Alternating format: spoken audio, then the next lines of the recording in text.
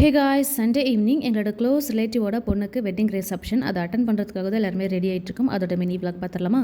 Evening ஒரு 7 o'clock போல் பெண் அழைப்புன்னு சொல்லியிருந்தாங்க. நாங்கள் பொறுமையாக ரெடியாகி வீட்டிலேருந்து கிளம்பவே 7:30 அந்த மாதிரி ஆயிடுச்சு. சண்டேன்றதுனால கொஞ்சம் டைமுக்கு கிளம்புற மாதிரி ஃபீல் ஆச்சு. இதே ஒர்க்கிங் டே அந்த மாதிரி இருந்துச்சுன்னா ஜெகதீஷ் மீட்டிங்லாம் அட்டன் பண்ணிவிட்டு வீட்டிலேருந்து கிளம்புறதுக்கு ஒரு 8:30 அந்த மாதிரி ஆயிருக்கும். அண்ட் எப்பயும் போல் செல்லியாக்கு தேவையான திங்ஸ்லாம் எடுத்துகிட்டு அப்படியே கிளம்பிட்டோம். வீட்டிலேருந்து ஒரு 5 to 10 minutes மண்டபத்துக்கு ரொம்ப பக்கத்தில் தான் இருந்துச்சு.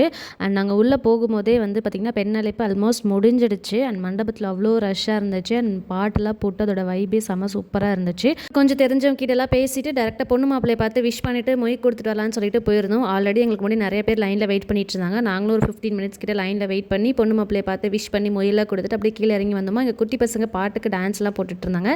செல்லியாக்கு அதை பார்த்துட்டு ஒரு மாதிரி ஜாலி ஆகிடுச்சு. அவனும் டான்ஸ் ஆடுவான்னு நினச்சி தான் இறக்கி விட்டோம். ஆனால் ஒரு மாதிரி கூச்சப்பட்டுட்டு ஓடி வந்துட்டான். அதுக்கப்புறம் நாங்கள் டேரெக்டாக டின்னர் சாப்பிட போயிட்டோம். நிறைய வெரைட்டிஸ் வச்சுருந்தாங்க. ஃபுட்டு ரொம்ப டேஸ்ட்டாக இருந்துச்சு. நல்லா சாப்பிட்டுட்டு அப்படியே பொறுமையாக வீட்டுக்கு கிளம்பி வந்துட்டோம்.